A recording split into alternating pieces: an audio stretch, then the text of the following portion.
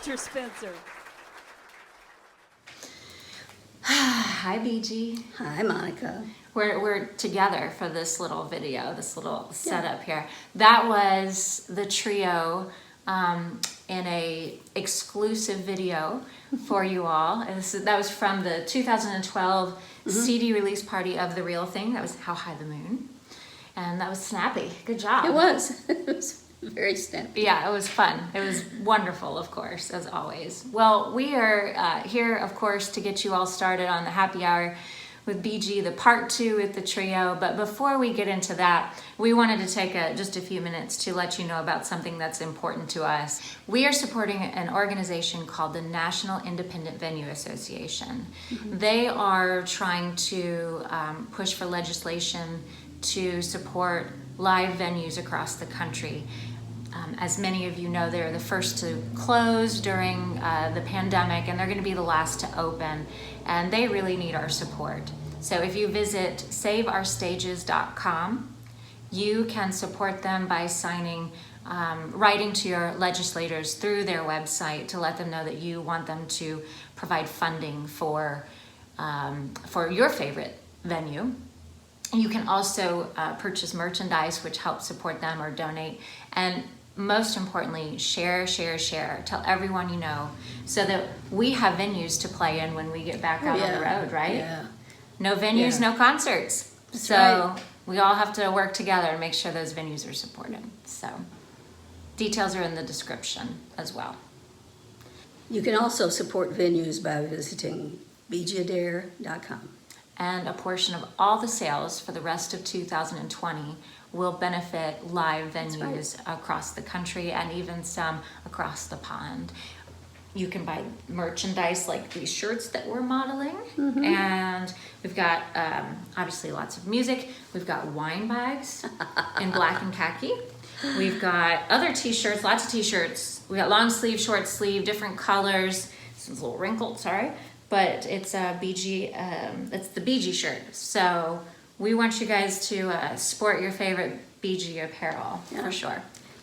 And this will help if you've got it in your back pocket. Yeah, that's It's great. a flask.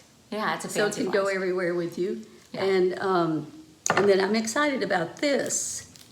This is a new album. It comes out today. Yay! And it's called The Best of BEEGIE ADAIR. And it's a compilation of 18 tunes. So you can do a lot of dancing around the dining table. Yeah, and there's solo piano. Yeah. So it's a nice compilation. You can get that from BeegieAdair.com. And again, a portion of everything you purchase will help keep those live venues open. That's right. So we appreciate your support very much. Yes, we do. Okay, so before we get back to the debauchery, we And the have chicken suits and and the chicken suits and the gorilla suits, and Oh boy. I mean, how can we top that? We have a couple more questions from fans. Okay. We do welcome your questions. If you'll email us at BeegieFans, BeegieFans at BeegieAdair.com. We're compiling all of your questions, and you never know, they may be answered on one of our broadcasts. All right, so the first question is for both of us. Okay. Do either of you have perfect pitch? Oh. No. No. I sort of used to. I grew up with a little piano that was a half step flat, and I didn't know it until I went to college. But once I got straightened out, I was pretty eager to find what key somebody's in, and I still can do that. She can.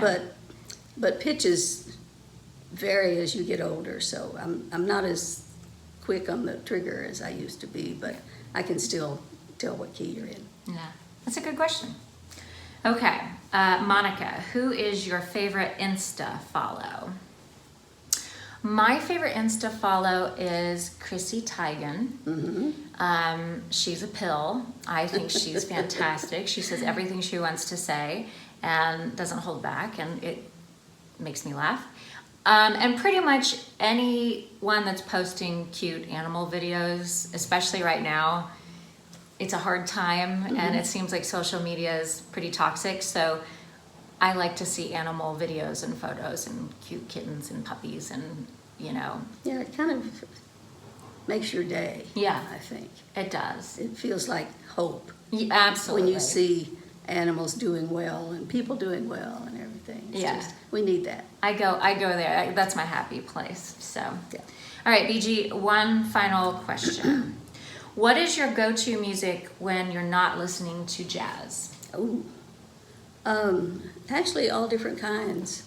I listen to Corinne Bailey Rae. I listen to the Beach Boys. Yeah.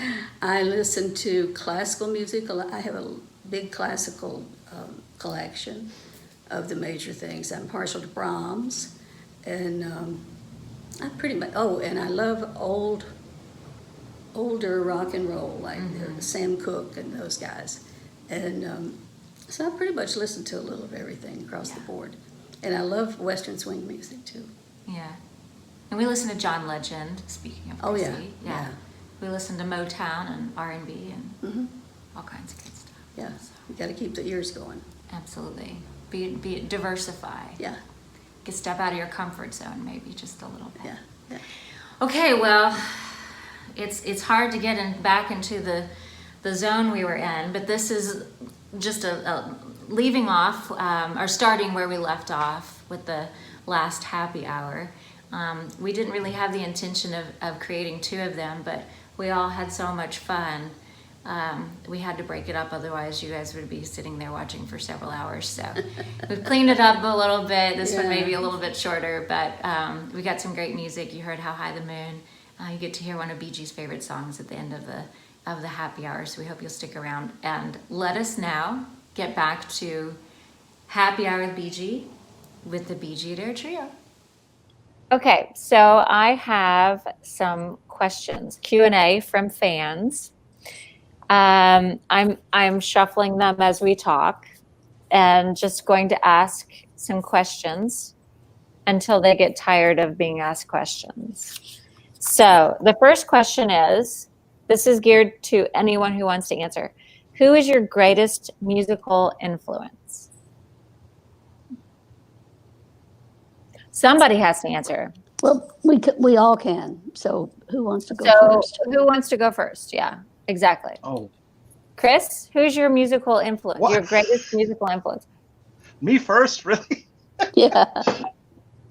Man, how could I say greatest? I mean, there are many, our drummer wise or great in musicals, I mean, It's not you're not getting graded on this. Oh, I know. I mean, whenever anybody says who's the drummer that most inspired you, I mean, it was Tony Williams and Elvin Jones. Why? Okay. I mean, just because it was so different. Good choice. And it came at a time when I wasn't even listening to really the jazz other than maybe Gene Krupa or people like that for big band.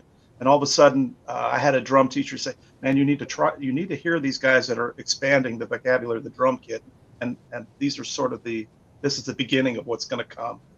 And at that time it was in high school, and I thought it totally blew me away. I mean, it was incredible. So I would have to say, I mean, Elvin Jones, because it was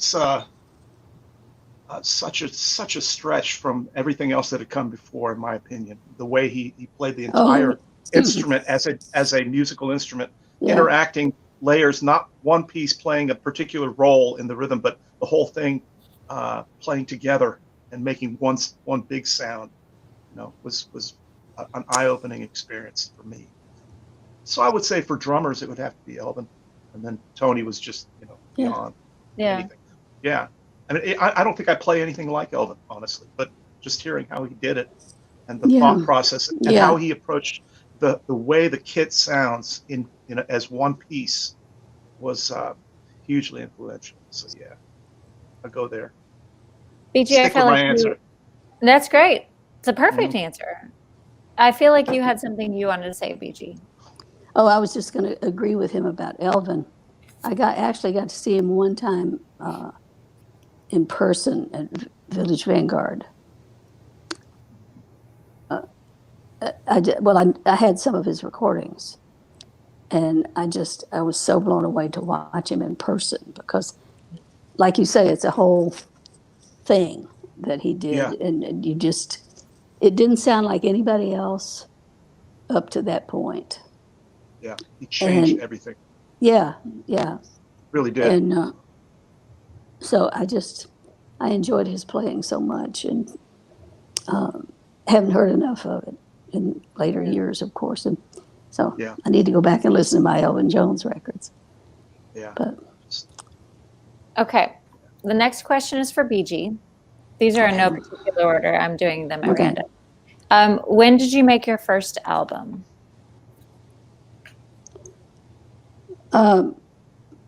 First album under my own name, you mean? I'm guessing. Because I played on a lot of other people's albums for years. Let's say yours.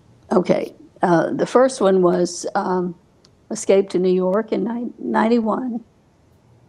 And I went up there, and my friend Mike Longo found me a studio and an engineer who understood jazz. And he got a rhythm section for me, which was Bob Cranshaw and Gregory Hutchinson.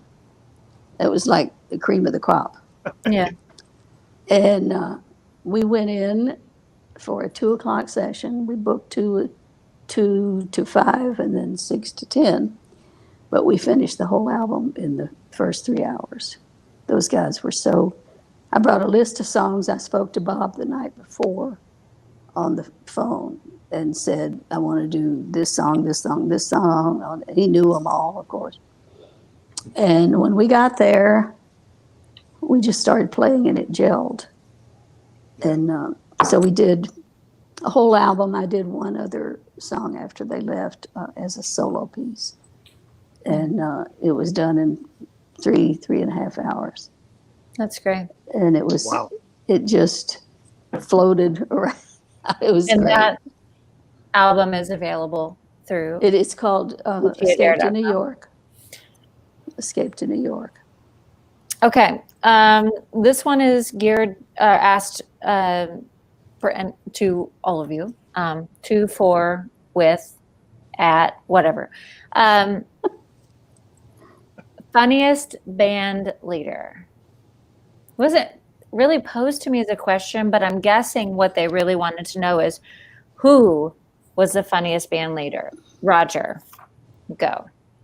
I think the guy with the greatest sense of humor and the easiest going guy I ever worked for was Alvino Ray. Yeah? Yeah. Why? He just didn't take himself too seriously. Always wanted to have a good time. He played guitar and steel guitar, and he just loved being in front of the band and hearing the band play. And he was not in a hurry to get to the next tune. He'd have the band play a tune, and then he'd kind of wander around the stage and talk to us and tell a joke and then say something to the audience and then decide what the next tune was going to be. And then we'd do another tune. I remember one time we had a gig on the Queen Mary in Long Beach. Wow.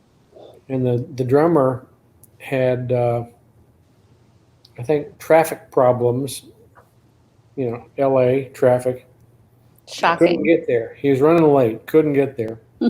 That's way before the days of cell phones, so nobody knew where he was or what was going on. We just knew it was time to start and we had no drummer. Alvino didn't care. We played anyway. And when the guy showed up like an hour and 15 minutes late, Alvino was like helping him move the drums in and relaxing. He goes, it's okay, no problem. When you're ready, we'll play. That's cool. Really an easygoing, swinging guy. That's cool. That's the kind of person you want to work for, right? Yeah. Yeah. Okay. The next question is actually, I'm shuffling around. Was for me, and it says, you're cooking a lot with BG during quarantine. They have no idea how bad it is. But what is your favorite place to find a recipe? Well, BG is Popular great. Mechanics. Yes. Bingo! Ding, ding, ding. Okay, no. Peg Bracken. Peg Bracken. Which BG Adair is the best cook in terms of recipes, so I've learned. But peg rack and Pinterest. I go to Pinterest and I get a lot of recipes. So there is absolutely nothing special at all about what I do, but I like my posts create the image of meals that won't kill you. Chris, Yes. somebody wants a word of advice for drummers, just in general. What advice do you have for, let's say, young drummers? Let's say these are people who are, trying to figure this all out. What advice do you have?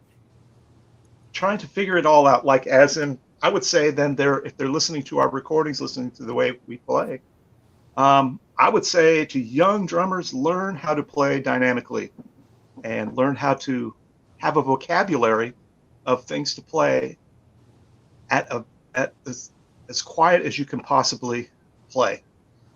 Practice in a way that you're playing things thinking that there's somebody sitting 3 feet from you and that they're already sensitive to loud noise, because that's probably how you'll be playing a lot of the time. So I would advise practicing dynamically and building muscles, the finer muscles in your hands, to be able to have something to say at low volume. And that probably has something to do with the brushes versus sticks. And it can, but right? it also it really has to do with touch overall, because you can play really light with sticks. I mean, you could get by with playing sticks all night, when they tell you, this is a very quiet gig. You can still get by with doing that. It has more to do with attitude and touch. So I would learn the things that you can play loud, now bring them back down to a volume where you can comfortably, you could actually hear somebody talking to you and they wouldn't have to raise their voice. That's really about how you have to play in a lot of trio settings, which is great. It's a great way. Yeah. It's develop those quiet chops. That's what I would say more than anything. Yeah. Okay. That's good advice. It's sound advice. Yeah. So play quiet. Learn how to do it. BG, somebody wants to know, how do you put up with Roger? Who, me? Yeah. Is that your question? No. I didn't ask it. Yeah. It's from the cat. Yeah, that's what I think. Quigley wants to know. Do you have any idea what kind of person that's from? Have they heard us? I do. Cement mixer. Well, is Lori submitting questions? Lori is not submitting. Lori's back there typing them out. Well, that would be brilliant, but that's not Lori. Let me just say, I put up with Roger because he's one of the funniest people I've ever met.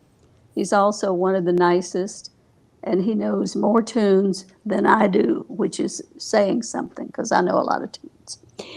And he's actually one of the maybe 3 bass players I've ever worked with who knocks me out every time he plays. And I pretty much want to keep playing with Roger forever. Amen. Hey, cheers to that. And he makes me laugh a lot. Cheers to all of us playing together. You 3. Yes. Yay, cheers. Okay. Cheers. And what BG didn't say there was, I think she appreciates me because I say what she thinks. There you go. That's true. You're absolutely right. Unfiltered. Yeah. Yeah. There's a lack of filtration there, right? Okay, here's another question. This is for anyone who wants to answer. Who is the one deceased musician you wished you could have worked with, but didn't? Who's answering? Count Basie. All right. Basie. Why? I would have wanted to have played with the Count Basie Orchestra. Yeah. Why do you say that? Because that was the rhythm section with Freddie Green on rhythm guitar. Yeah. And my model for big band bass players was Eddie Jones. So that rhythm section with Freddie and Eddie and Sonny Payne was that's the thing right there. Yeah. So Eddie for big band and for Ray Brown for trio, smaller. Well, Ray Brown was the king of everything. Yes. So he holds the crown for everything, but Eddie otherwise. Specifically, Eddie for big band bass playing, particularly swing big band bass playing. Gotcha. I mean, Richard Davis's playing with Thad Jones' band was spectacular as well. Oh boy. But Yeah, it was. That's kind of a different animal. Yeah. Because Thad wrote such intricate stuff, and he wrote bass parts he wanted to hear. Whereas the bassy rhythm section is all about that pulse, that swing. Yeah. Chris, what about you? Who do you A wish? musician? Yeah. We would probably come down to separate players. Like, I wish I could have played with Red Garland because I'm such a fan of those trio records, or Wynton Kelly. Oh yeah, I love those. Just piano talking players. piano players, and Yeah. Paul Chambers would have been great. I mean, Oh, there's just a lot of the older players, the trio players particularly. You know, those are guys that I listen to and have learned and have played along with the record so much that I think I would really love to be a part of this, or attempt to play with Oscar Peterson. That would be another. I don't know how I'm successful, but that would be awesome. You would and Ray have Brown, been. of course. You could It be would Playing have, with Ray yeah. Brown. just fine. I'm sure. Yeah. Well, I would have tried. That's for sure. You would have. Yeah. Wow. So it's more about players than necessarily groups, because I think Sure. the flavor of the Oh, group yeah. has to do with Yeah. everybody involved, and you're never going to be that. But you can take the players out individually and say, okay, this is. I think I could really play with this person or this person. Would be fantastic. That's how I look. I wish that I could have played with Frank Sinatra. Yeah. Oh yeah. Me too. For you. What about that? Hmm? What about it? Well, Why? he was just the singer. I have to tell a little story here. I was listening to the opera one Sunday afternoon, Texaco Opera, on the NPT, and they had a little thing in the middle where they interview people, and there's a host and everything. And that day, the host was Placido Domingo, who's a wonderful, wonderful opera singer. And so the man asked him a lot of questions about classical music, and then he said, I have an unusual question for you. And he said, what singer do you think is the singer for the 20th century? Domingo didn't, say anything except right away. And he said, Frank Sinatra, no contest. And the man was kind of, he was thinking he was going to say, one of the opera singers. And he said, he hits the notes right in the middle. He has a beautiful sound. He loves the lyric. He went on and on and on. And he said, the way he goes to the end of a phrase, and he's had so much training because he was a choir boy, that he sings just like himself, and nobody else has been able to do exactly what he's done. And so for me, he's it. And I agree with him.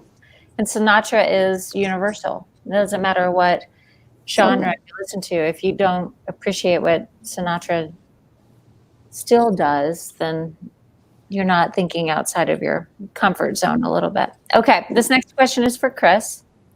How old were you when you first started playing? Seriously? Okay. Hold on a minute. Hold that thought. Chris, Hold on. It's one Chris second. he was still in diapers at the time.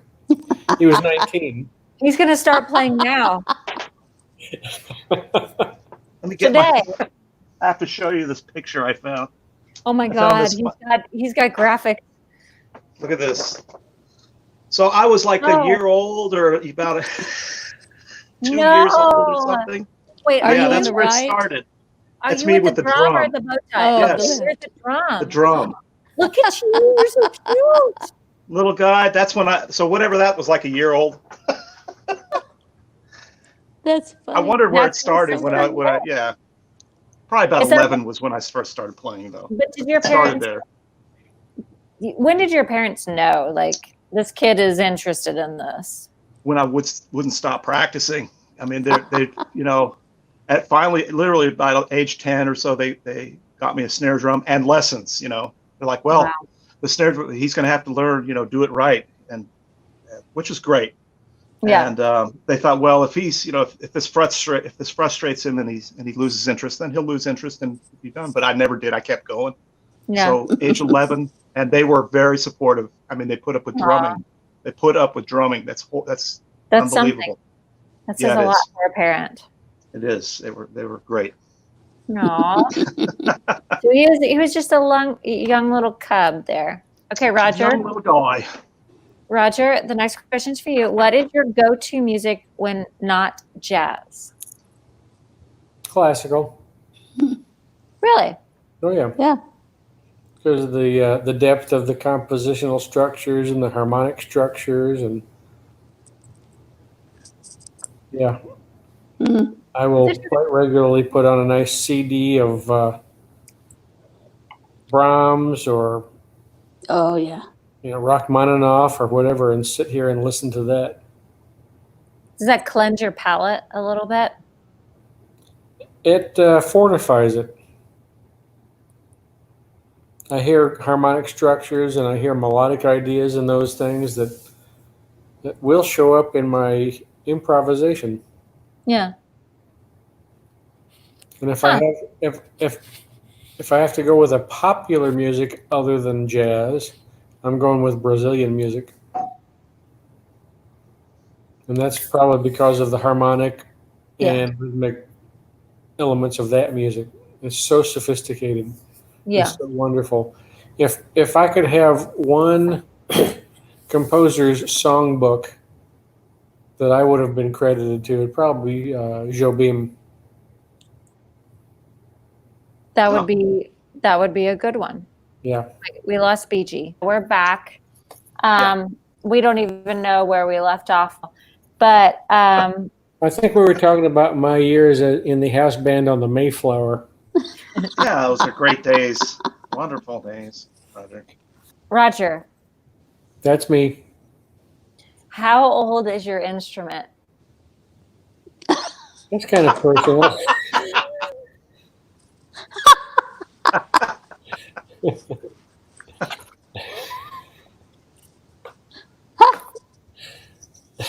Oh, dear. Sorry.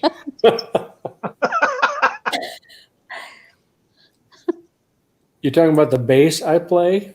I'm Yes. assuming. Yeah. Yeah.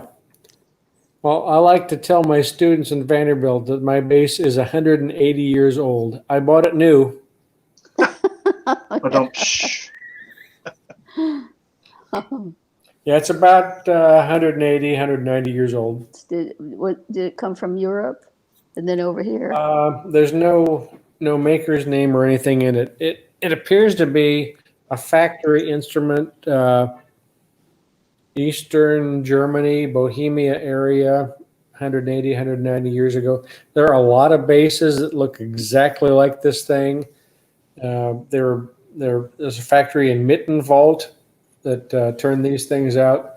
It could be one of those, but it's had extensive work done to it by a guy named Bob Doherty, who was, first of all, a great bassist in his own right, and was like the bass tech and repairman in LA. And I was looking for an upgrade for the instrument I had, and I kept telling him, let me know when you got something I might be interested in. And he calls me up one day and says, hey, you need to check out this instrument. So I went over to his shop and played this thing and just fell out over it. Rather than just buy it, what I did was I took 3 of my favorite piano player buddies over there, and 3 of my drummer buddies over there, individual trips, and got the instrument off the rack and played it for them to see what they thought about it. Mm-hmm. And to a person, they all said, "Get it." Wow. That's great. Because he had rebuilt the thing. He had torn it completely apart, regraduated the top, and refinished the whole instrument, rebuilt all the structures inside. And it was just speaking beautifully and consistent, even up and down the neck. So that's how I ended up with that instrument. How long ago That's was good. that? Early 80s. When I bought it, it was like, that's like 40 years ago. So it was 120, 130 years old then. Wow. That's amazing. And the thing about basses like that is you can't buy wood that old. Right. If you buy an instrument made out of brand new wood, you don't know if it's going to go up or down. You don't know how it's going to season and settle in. Well, I feel like we could talk about. Will you two come back and do this again? No way. Yeah. Yes. No. Never. No way, Roger. Of course they will. Chris will. Yeah. Roger won't. Yeah, there we go. It's exactly what I thought was going to be the answer. So, okay. So you all are amazing. Thank you. This is the BEEGIE ADAIR trio. Chris Brown, Roger Spencer, BEEGIE ADAIR. And we have one more tune to play us out. Well, it's my favorite tune, and pretty much everybody has a theme song, basically, when you stop a concert. And this has been my favorite song since I was 16. I learned it from the Four Freshmen recording of it. It's written by Frankie Laine and Carl Fischer, who also wrote, several other things. I can't think of them now. But it's called We'll Be Together Again.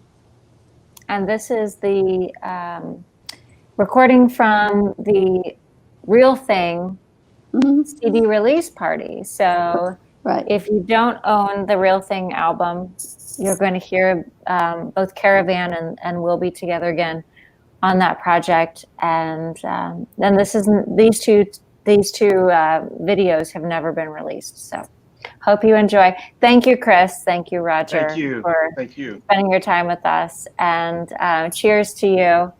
And we'll do this again. Yes. We'll be together again. Indeed. Yay.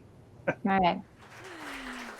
We're going to do a short version of my favorite song that we always end our sets with, and we ended the record this way as well.